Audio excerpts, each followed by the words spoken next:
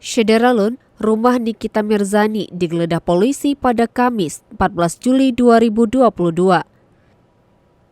Jajaran Polres Serang Kota melakukan penggeledahan rumah Nikita Mirzani di kawasan Pesanggerahan berkait kasus dugaan pencemaran nama baik yang dilaporkan Dito Mahendra.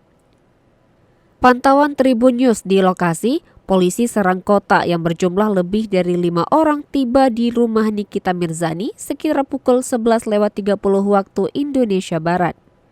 Pantauan Tribun News di lokasi, polisi Serang Kota yang berjumlah lebih dari 5 orang tiba di rumah Nikita Mirzani sekira pukul 11.30 waktu Indonesia Barat.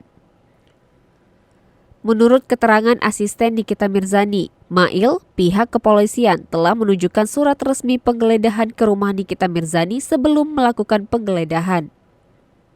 Beberapa pihak kepolisian pun menggeledah rumah termasuk kamar anak-anak Nikita Mirzani.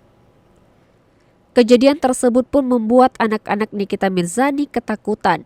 Bahkan, menurut Mail, kedua anak Nikita Mirzani sempat khawatir dan menangis.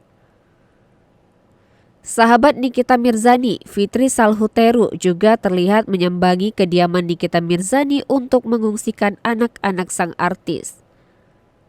Fitri juga menjelaskan kejadian di dalam rumah Nikita Mirzani. Pihak kepolisian telah menyita barang bukti iPad milik Nikita. Saat penggeledahan, Nikita Mirzani tidak berada di rumah karena tengah bekerja. Diketahui, Nikita Mirzani dilaporkan ke polisi atas tuduhan pencemaran nama baik oleh Dito Mahendra pada 16 Mei 2022 ke Polresta Serang Kota.